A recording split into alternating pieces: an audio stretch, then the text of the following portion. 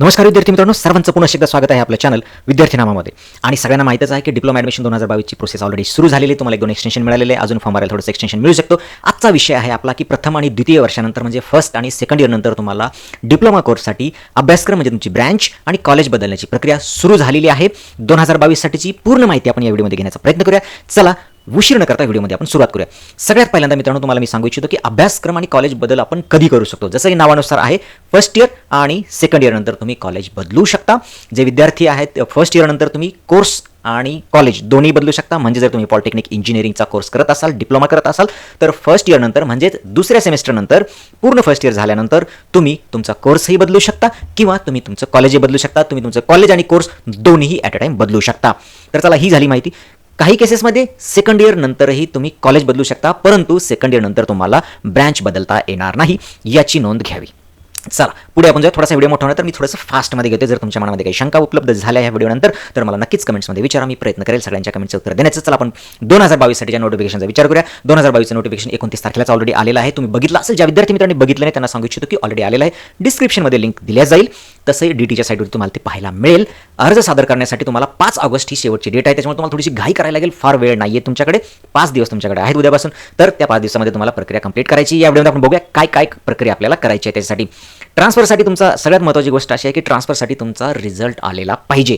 Result तुमचा पूर्ण लागलेला पाहिजे. आणि आता मला वाटतं की बहुतेक जणांचे रिझल्ट आलेले असतील. ज्या विद्यार्थ्यांचे रिझल्ट आलेले नसतील ते विद्यार्थी या प्रक्रियेपासून मुक्तील, म्हणजे त्यांना ही प्रक्रिया करता येणार नाही. तेव्हा मला असं वाटतं की सगळ्यांचे विद्यार्थ्यांचे रिझल्ट आतापर्यंत आलेले असावेत. जर अशा तक्रारी गेल्या रिझल्ट नाही आला तर थोडीशी डेट परत एक्सटेन्शन होऊ शकते, परंतु मला असं वाटतं की सगळ्यांचे रिझल्ट आलेले असावेत. पण जर एक्सटेन्शन नाही मिळालं तर ज्या विद्यार्थ्यांचा रिझल्ट आला नाही त्यांना ही प्रक्रिया करता येणार नाही. तेव्हा तुमच्याकडे थोडा वेळ आहे, तुम्हाला थोडीशी घाई करायला लागू शकते. चला विद्यार्थ्यांनो आपण विचार करूया आता फर्स्ट इयर नंतर कोर्स आणि कॉलेज बदलण्याचे काय जनरली महत्त्वाचे नियम आहेत थोडंसं आपण समजून घेऊया. सगळ्यात पहिलं म्हणजे इलिजिबिलिटी म्हणजे पात्रता काय असणार आहे. सिंपल आहे, आपण कोर्स बदलतोय फर्स्ट इयर नंतर तर तुम्ही फर्स्ट इयर तुमचं कंप्लीट पाहिजे किंवा पहिलं आणि दुसरं दोन्ही सेमिस्टर पॅटर्न असेल तर दोन्ही सेमिस्टर तुमचे कंप्लीट असावेत. आणि त्याच्यानंतर तुम्ही तुमचं कॉलेज किंवा ब्रँच किंवा कॉलेज आणि ब्रँच दोन्हीही बदलू शकता. तर नियमाप्रमाणे तुमचा एक बॅक असेल तरीही तुम्ही पात्र आहात, इलिजिबल आहात. तुम्ही तुमचं कॉलेज आणि ब्रँच बदलू शकता. परंतु जनरली विद्यार्थी मित्रांनो कॉलेज पूर्ण ऑल क्लिअर विद्यार्थ्यांना प्रेफरन्स देतात. तर तेव्हा तुमचं जर ऑल क्लिअर असेल तर बेस्ट आहे. परंतु नियमाचं जर बघितलं एक बॅक तुमचा चालू शकेल. विद्यार्थी जर एकदा तुम्ही आता याच वर्षी कुठेतरी फर्स्ट इयरला किंवा डायरेक्ट सेकंड इयरला जर ॲडमिशन घेताय तर तुम्हाला लगेच कॉलेज बदलून नाही मिळणार. तुम्हाला ते पुढच्या वर्षी बघायला लागेल. म्हणजे जे विद्यार्थी फर्स्ट इयरला ॲडमिशन घेतील ते सेकंड इयरला कॉलेज आणि कोर्स बदलू शकतात. डायरेक्ट सेकंड इयरवाले जे विद्यार्थी जाणार आहेत ते फक्त कॉलेज बदलू शकतात. परंतु त्याच्यासाठी बरेचसे काही वेगळे नियम आहेत. त्याच्याबाबत आपण सेपरेट चर्चा याच व्हिडिओमध्ये आपण करणार आहोत. पुढचं असं आहे की तुम्हाला त्याच्यासाठी काय करायला लागणार आहे. तर तुम्हाला ज्या कॉलेजमध्ये बदलून जायचे त्या कॉलेजची एनओसी घ्यायला लागेल. एनओसी म्हणजे त्यांचं काही ऑब्जेक्शन नाही तुम्हाला घेण्यासाठी, कारण त्यांच्याकडे जागा आहेत, ते तुम्हाला रेडी आहेत घेण्यासाठी. ही कंडिशन असेल तर ते एनओसी तुम्हाला देतील. तसंच जागा ज्या कॉलेजमध्ये तुम्ही सोडून जाणार आहात ते कॉलेजही तयार पाहिजे एनओसी तुम्हाला द्यायला. आणि जनरली जसं आपण बघितलं डायरेक्ट सेकंड इयर नंतर तुम्ही बदलत असाल किंवा फर्स्ट इयर नंतर बदलत असाल तर त्या कॉलेजमध्ये त्या जागा तुमच्यासाठी अवेलेबल पाहिजेत. आणि म्हणून ती एनओसी गरजेची असते, कारण कॉलेज तुम्हाला एनओसी तेव्हाच देईल जेव्हा त्यांच्याकडे जागा असतील. आणि एकदा का सोडणाऱ्या कॉलेजची एनओसी घेणाऱ्या कॉलेजची एनओसी तुमच्याकडे असेल तर डायरेक्ट ऑफ टेक्निकल एज्युकेशनच्या परवानगीनं तुम्ही कॉलेज किंवा ब्रँच तुमची ट्रान्सफर करू शकता. आता या नियमाला अपवाद असा आहे की टीएफ जे सुपर न्युमेररी कोटा, आता थोडक्यात सुपर न्युमेररी कोटा म्हणजे काय, तर जे विद्यार्थी ज्या ठरलेल्या जागा असतात, समजा एखादी ब्रँच आहे कॉम्प्युटर इंजिनिअरिंगची एखादी ब्रँच आहे, तिचे 60 मुलांची त्या कॉलेजला परवानगी आहेत.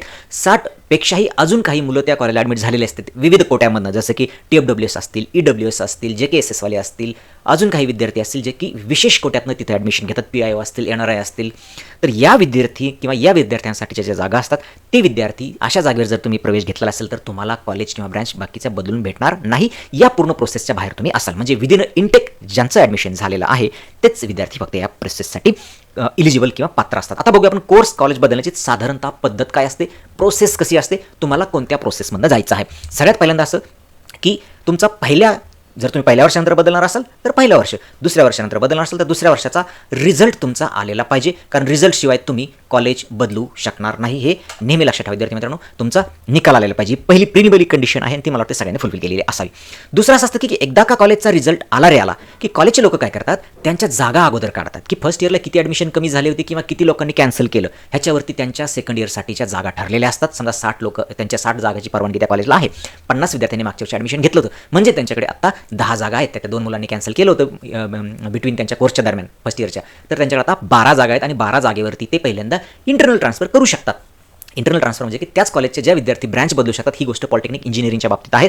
जे विद्यार्थी डिप्लोमा कोर्स इंजिनिअरिंगचा करतात त्यांच्या बाबतीत आहे की ते तिथं त्यांची ब्रँचही बदलू शकतात. म्हणजे त्यांच्या कॉलेजमध्ये समजा कॉम्प्युटर इंजिनिअरिंग जागा असतील, एखादा ENT मधून जर कॉम्प्युटरला जाऊ इच्छित असेल तर तसे विद्यार्थी त्यांच्या कॉलेजमध्ये चौकशी करू शकतात. कारण अगोदर इंटरनल ट्रान्सफर होत असतं आणि आता रिझल्ट ऑलरेडी मला वाटतं तुमचा रिझल्ट आलेला आहे. उद्यापासून ती प्रोसेस सुरू होईल. तुम्ही तुमच्या कॉलेजला विचारा की जागा जर असतील, तुम्ही इंटरेस्टेड असाल ब्रँच चेंज करणार तर तुम्ही तुमच्याच कॉलेजमध्ये ब्रँच बदलू शकता. ज्या विद्यार्थ्यांना दुसऱ्या कॉलेजमध्ये जायचं आणि ब्रँच बदलायची त्यांनी दुसऱ्या कॉलेजला, तुम्हाला जिथं जायचं आहे त्या कॉलेजला तुम्ही उद्यापासून चौकशी करू शकता. कारण पहिलं इंटरनल ट्रान्सफर होत असतं. इंटरनल ट्रान्सफर जेव्हा जसं आपण बोललो इंटरनल ट्रान्सफरची सेपरेट प्रोसेस आपण पुढच्या स्लाइडवरती बघणार आहोत. परंतु ही एक स्टेप तुम्ही लक्षात ठेवा. पहिल्यांदा निकाल आपला आलेला आहे. इंटरनल ट्रान्सफरसाठी जर तुम्ही इच्छुक असाल तर इंटरनल ट्रान्सफर म्हणजे त्याच कॉलेजमध्ये फक्त ब्रँच बदलण्यासाठी प्रयत्न तुम्ही करू शकता. फक्त हे इंजिनिअरिंगच्या विद्यार्थ्यांच्या बाबतीत, बाकीचे विद्यार्थी फक्त कॉलेज बदलू शकतात. त्यांना कोर्स बदलायचा काय प्रॉब्लेम नाही. किंवा म्हणजे फार्मसीच्या बाबतीत बोलायचं तर चला पुढची स्टेप असते की दुसरं इतर कॉलेजमध्ये तुम्हाला बदलून जायचं असेल तर त्या तुम्ही जागा किंवा ते कॉलेज तुम्हाला शोधायचे, तिथं तुम्हाला विचारपूस करायची. त्याच्यानंतर काय असतं की ज्या कॉलेजमध्ये तुम्हाला जायचं आहे त्या कॉलेजने तुम्हाला NOC द्यायला पाहिजे. त्यांच्याकडे तुम्हाला NOC घ्यायची आणि जिथून तुम्ही जाताय म्हणजे ज्या कॉलेजमध्ये तुम्ही सध्या शिकतायत त्यांच्याकडूनही तुम्हाला NOC घ्यायचे. लक्षात ठेवा विद्यार्थी मित्रांनो, NOC घ्यायचे, फक्त नो ऑब्जेक्शन सर्टिफिकेट घ्यायचे, त्यांचं ना हरकत प्रमाणपत्र घ्यायचे, लगेच TC काढून मोकळं काय आपल्याला व्हायचं नाही. ॲडमिशन लगेच काय कॅन्सल करायचं नाही. फक्त आपल्याला त्यांची NOC घ्यायची आहे. जर त्यांनी NOC दिली म्हणजे याचा अर्थ ते तत्वतः मान्यता तुम्हाला देत आहात त्यांच्या कॉलेजमधून जाण्यासाठी.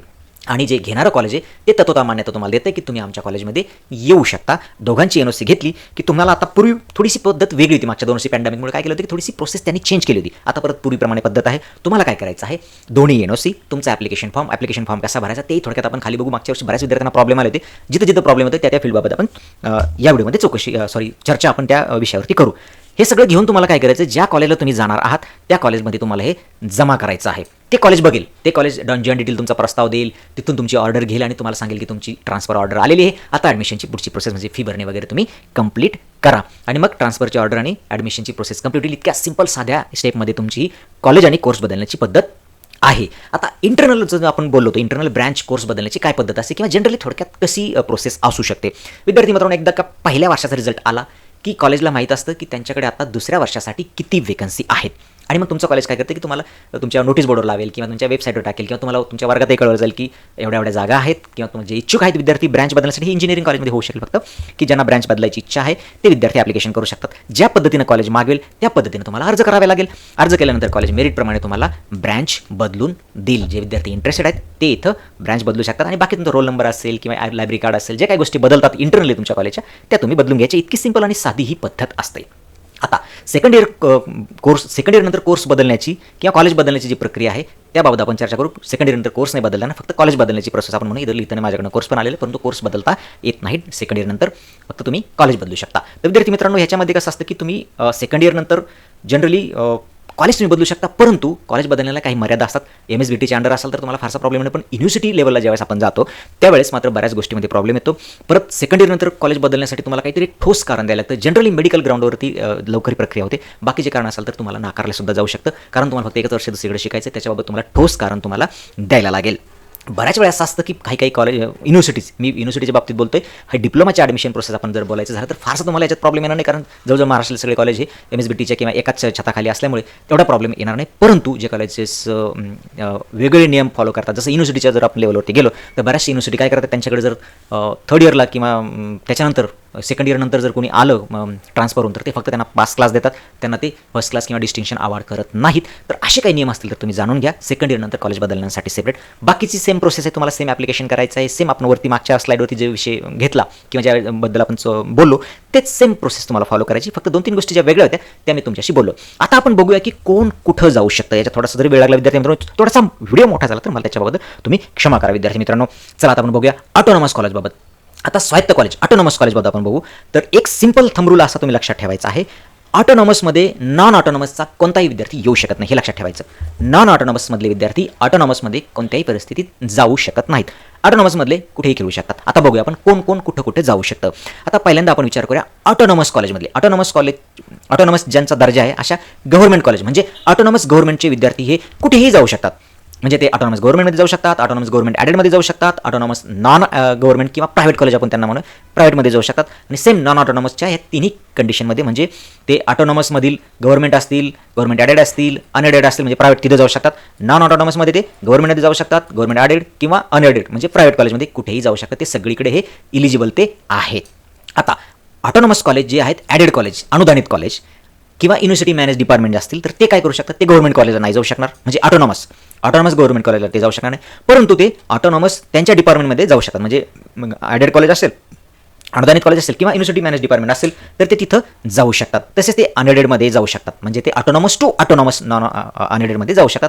आणि नॉन ऑटोनॉमसमध्ये ते गव्हर्नमेंटमध्ये नाही जाऊ शकणार, परंतु युनिव्हर्सिटी मॅनेज डिपार्टमेंट आणि इकडे प्रायव्हेटला ते जाऊ शकतात. हा टेबल तुम्ही लक्षात घ्या. तसंच आता ऑटोनॉमस प्रायव्हेट कॉलेजबाबत बोलायचं. आता ऑटोनॉमस प्रायव्हेट कॉलेजचे विद्यार्थी हे ऑटोनॉमस गव्हर्नमेंटला नाही जाऊ शकणार, युनिव्हर्सिटी डिपार्टमेंट किंवा ॲडेडमध्ये नाही जाऊ शकणार. ते फक्त कुठे जाऊ शकतील, अनएडेड ऑटोनॉमस आणि अनएडेड नॉन ऑटोनॉमसला ते जाऊ शकतील. म्हणजे अनएडेड प्रायव्हेट कॉलेजचे विद्यार्थी फक्त प्रायव्हेटला जाऊ शकतील. जर ते ऑटोनॉमसमध्ये असेल तर ते ऑटोनॉमस प्रायव्हेटला किंवा नॉन ऑटोनॉमस प्रायव्हेटला फक्त जाऊ शकतील. आता हा झाला विषय ऑटोनॉमसचा. आता आपण येऊ नॉन ऑटोनॉमस. आता नॉन ऑटोनॉमसचा एक थंब रूल आहे की ते ऑटोनॉमसमध्ये कुठेही जाऊ शकत नाही, म्हणजे या कॉलममध्ये ते इथपर्यंत ते कुठेही जाऊ शकणार नाहीत. म्हणजे नॉन ऑटोनॉमस जे विद्यार्थी आहेत ते या तिन्ही प्रकारात ते इथं जाऊ शकणार नाही. हे त्यांच्यासाठी रस्ते इथं बंद झाले. ते फक्त कुठे जाणार, ते फक्त जाणार नॉन ऑटोनॉमसमध्ये, म्हणजे इथे जाणार ते फक्त इथेच एवढ्याच जागेत ते खेळू शकतील. आता नॉन ऑटोनॉमस गव्हर्नमेंटचे विद्यार्थी हे नॉन ऑटोनॉमस गव्हर्नमेंटमध्ये जाऊ शकतात, प्रायव्हेटमध्ये जाऊ शकतात आणि ते युनिव्हर्सिटी मॅनेज डिपार्टमेंट किंवा ॲडेड कॉलेज म्हणजे अनुदानित कॉलेज हे तिन्हीकडे ते कुठेही जाऊ शकतात. आता non autonomous government added college किंवा युनिव्हर्सिटी डिपार्टमेंटमध्ये कुठे जाऊ शकतात, ते फक्त ते गव्हर्नमेंट कॉलेजला जाऊ शकणार नाहीत, परंतु ॲडेड आणि प्रायव्हेट कॉलेजला ते जाऊ शकतील, पण नॉन ऑटोनॉमस फक्त ऑटोनॉमसमध्ये ते जाऊ शकणार नाहीत. आता नॉन ऑटोनॉमस प्रायव्हेट कॉलेजचे विद्यार्थी फक्त नॉन ऑटोनॉमस प्रायव्हेटलाच जाऊ शकतील, ते बाकी दुसरीकडे कुठेही जाऊ शकणार नाही. त्याच्यामुळे या टेबलची प्रोसेस आहे तुम्हाला आता समजली असेल. याच्याबाबत कोणाच्या मनात काही शंका असेल जरूर विचारा. आता तो फॉर्म जो भरायचा आहे तुम्हाला या सर्क्युलरमध्ये तो फॉर्म पण दिलेला आहे. फार सिंपल आहे. फार याच्यामध्ये ज्या अडचणी येऊ शकणाऱ्या गोष्टी आहेत त्या फक्त आपण इथं डिस्कस करूया. सगळ्यांना बाकीचं माहिती आहे. तुम्ही इथं इथं तुमचं नाव तुम्ही टाकणारच आहात त्याच्यात काय. आता जो ॲप्लिकेशन आयडी आहे ना विद्यार्थी मित्रांनो, इथं थोड्या मुलांची गोंधळ होतो. तर मागच्या वर्षी तुम्हाला ॲडमिशन ज्यावेळेस तुम्ही घेतलं तर त्यावेळेस तुम्हाला जे ॲडमिशन लेटर मिळालं त्याच्यावरती तुमचा मागच्या वर्षी ॲडमिशन सिस्टममध्ये तुम्ही वापरलेला ॲप्लिकेशन आयडी आहे तो इथं तुम्हाला टाकायचा आहे. अकॅडमिक इयर ऑफ ॲडमिशन टाकायचं तुम्हाला, कधी तुम्ही ॲडमिशन प्रेझेंट इन्स्टिट्यूटमध्ये घेतलं होतं. त्याच्यानंतर तुमचं सुपरन्युमेररी कोट्यामधून ॲडमिशन झालं आहे काय, येस किंवा नो लिहायचं आहे. इथं जर तुम्ही येस लिहिलं तर तुमचं ट्रान्सफर होणार नाही.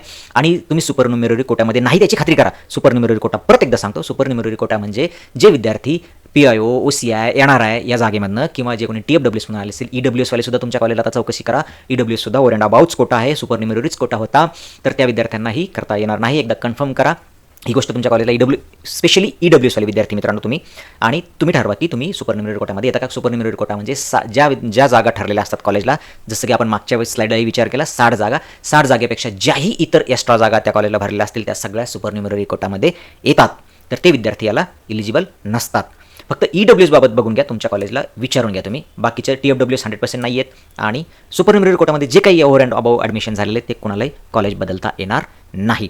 बाकीच्या गोष्टी तुम्ही ॲड्रेस वगैरे टाकून घ्याल, ईमेल टाकाल, त्या कॉलेजचा DT कोड तुम्हाला इथे एक अडचण येऊ शकते. तर DT कोडच्या बाबतीत विद्यार्थी मित्रांनो तुम्हाला सांगतो मी की तुमच्या ॲडमिशन लेटरवरती जिथं सगळ्यात खाली शेवटी कॉलेजनं सही केलेली आहे तुमच्या ॲडमिशन लेटरवरती जे प्रिंट काढून तुम्हाला दिलं होतं, तर त्या प्रिंटच्या बाजूलाच तिथंच त्या कॉलेजचा कोडही आहे आणि तो DT कोड त्या कॉलेजचा आहे. तुम्ही याबाबत कॉलेजची मदतसुद्धा घेऊ शकता. CY चॉईस कोड जो आहे तुमचा तोही तुमच्या त्या ॲडमिशन लेटरवरती अवेलेबल आहे. बाकी एज्युकेशनल क्वालिफिकेशनची तुमची रिझल्टची जी डिटेल्स आहेत तुम्ही तिथं टाकू शकता. त्याच्यानंतर ज्या कॉलेजला तुम्हाला जायचं आहे त्या कॉलेजचा DT कोड तुम्हाला त्या कॉलेजकडनं घ्यायला लागेल किंवा आपली जी ॲडमिशनची साईट आहे त्या ॲडमिशनच्या साईटवरती सगळ्या कॉलेजचे DTचे कोड अवेलेबल आहेत. तुम्ही त्या साईटवरून आत्ताची जर या वर्षीची साईट गेली, मागच्या वर्षीची ॲक्टिव्ह आहे, तुम्ही जर ती जाऊन घेऊ शकता. तुम्हाला त्या ज्या कॉलेजला जायचं त्या कॉलेजचा DT कोडसुद्धा तुम्हाला तिथे मिळेल इझिली, तो काही प्रश्न नाही. आणि चॉईस कोडही तुम्हाला मागच्या वर्षीचे मिळतील. जर तुम्हाला हवे असेल तर लिंक मी तुम्हाला डिस्क्रिप्शनमध्ये देण्याचा प्रयत्न करेल. सिंपल फॉर्म आहे, तुम्हाला हा फॉर्म भरायचा आहे. याच्यासोबत दोन्ही NOC जोडायचे आहेत, तुमचं ॲप्लिकेशन जोडायचं आहे. हे जे 12 नंबरचं आहे तुम्हाला जे रिझन द्यायचं आहे तुम्हाला चेंज करण्यासाठी ते तुम्हाला थातुरमातून देऊन चालणार नाही. एक व्हॅलिड रिझन तुम्हाला द्यायचं आहे. सेकंड इयर नंतर तुम्ही जर बदलणार असाल तर तुम्हाला एकदम ॲक्युरेट किंवा व्हॅलिड आणि जे की पटण्यासारखं रिझन तुम्हाला इथे द्यायचं आहे. त्याच्या पुष्ट्यार्थ त्याच्या सपोर्टसाठी तुम्हाला डॉक्युमेंटही द्यायला लागतील, म्हणजे तुमचा क्लेम स्ट्रॉंग होईल. आणि आता काही विद्यार्थ्यांचे प्रश्न असतील तर ते आपण कॉमन प्रश्न जे विद्यार्थ्यांना पडतात ते आपण जरा थोडेसे या व्हिडिओच्या शेवटी आपण आता घेऊया.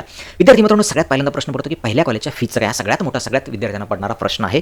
तर पहिल्या कॉलेजच्या फीचं तुम्हाला सर्वस्वी DTनं तुमच्यावर सोडलेलं आहे. तुमची जबाबदारी फी ती कशी घ्यायची, काय करायचं. जनरली ज्या विद्यार्थ्यांच्या मनामध्ये प्रश्न असतो की जर मी सेकंड इयरला कॉलेज बदलतो तर थर्ड इयरची पण मी फी भरणं त्या कॉलेजला गरजेचं आहे. तर असं नसतं, कारण तुम्ही गेल्यानंतर तुमची जागा भरण्यास डायरेक्ट सेकंड इयरमधनं त्या कॉलेजला चान्स असतो. कॉलेज तुमची जागा भरू शकतो. कॉलेजचं त्याच्यामध्ये काहीही नुकसान होत नाही. त्यामुळे तुम्हाला पुढची फी भरायचं काही कारण नाही आहे. जे विद्यार्थी सेकंड इयरनंतर कॉलेज सोडतात त्यांना थर्ड इयरची फी घेऊ नये असे स्पष्ट निर्देश गव्हर्नमेंटचे आहेत. त्याच्यामुळे फी पुढच्या वर्षाची विद्यार्थ्यांकडनं घेता येत नाही, हा सरळ नियम आहे. परंतु काही विद्यार्थ्यांच्या बाबतीत हा त्यांना त्रास होऊ शकतो फी रिफंडबाबत. परंतु ही सगळी गोष्ट जी आहे DTनं तुमच्यावर टाकलेली आहे. त्याच्यामुळे तुमच्या फीचं तुम्हाला बघायचं ती रिफंड कशी घ्यायची. फीजमधील सवलत फ्रीशिप स्कॉलरशिप हा एक सगळ्या मुलांचा मोठा प्रश्न असतो की फ्रीशिप स्कॉलरशिपमध्ये सवलत आम्हाला जी मिळते या कॉलेजला तीच त्या कॉलेजलाही पुढे चालू राहील का. जर या कॉलेजला तुम्हाला मिळत असेल, तुमचं जर ॲडमिशन कॅप थ्रू जसं कॅप राऊंड थ्रू झालेलं असेल, कॅटेगरीमधून झाले असेल, ती सीट तुम्हाला मिळाली असेल तर तुम्हाला ती स्कॉलरशिप जी आहे ती नवीन येणाऱ्या कॉलेजलाही चालू राहते. फक्त एक काळजी तुम्ही घ्या, ज्यावेळेस ट्रान्सफर ऑर्डर तुमची बनेल त्यात ते वाक्य टाकायला तुम्ही चेक करायला विसरू नका की ते वाक्य त्यांनी ते तिथं टाकलं की नाही टाकले. नसेल टाकलं तर तुम्ही तुमच्या कॉलेजला चौकशी करा की ते वाक्य तुम्ही टाकून घ्या. जनरली ते तुमच्या ऑर्डरमध्ये तसं देतात, परंतु एकदा तुमची काळजी तुम्ही ती बाळगावी म्हणून तुम्हाला सांगतो की तुम्ही ती लक्ष देऊन ठेवा.